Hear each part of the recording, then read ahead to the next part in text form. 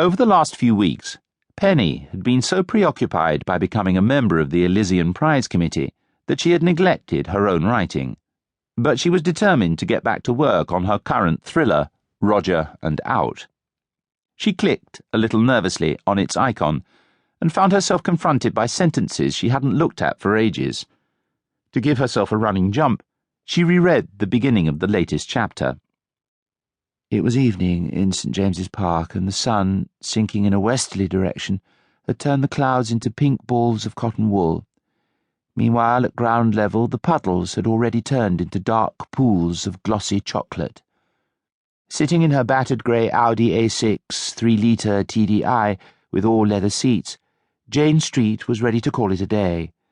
That was the surveillance game for you, waiting and watching, watching and waiting, but often ending up with nothing to show for it. Then, just as Jane's hand came to rest on the ignition key, Grove's voice blasted into her earpiece. "I have an eyeball. I have an eyeball." The words shot through Jane's body like an electric current. She reached instinctively into the Audi's generous glove compartment and felt for her weapon. The IPX 370 packed the punch of a Colt 38, but its magazine carried that one extra bullet that could make all the difference if things turned nasty.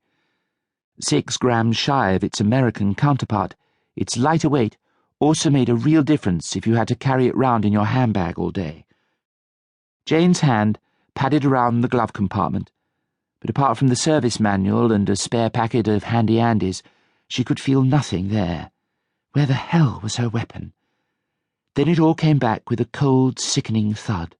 The shooting range. That morning. Richard Lane. Lane was a classic yes-man and pen-pusher, with no more idea of the reality of life at the sharp end of things than she had of how to dance the lead role in Tchaikovsky's Swan Lake. Probably less.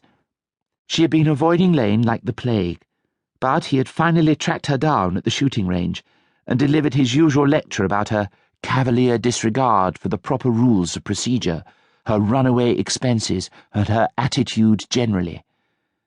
It had made her so angry that she had left her weapon behind.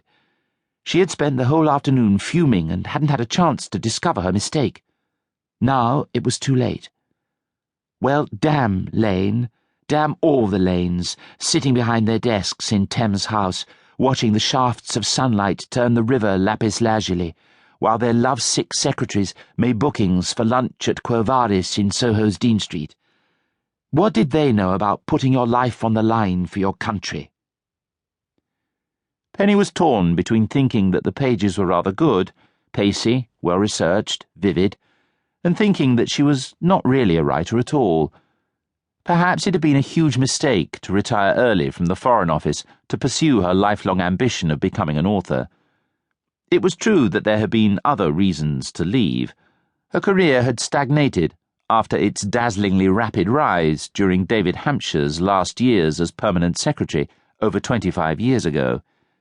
His favouritism had generated so much resentment that she remained stuck at the same level ever after, often moving sideways, but never up.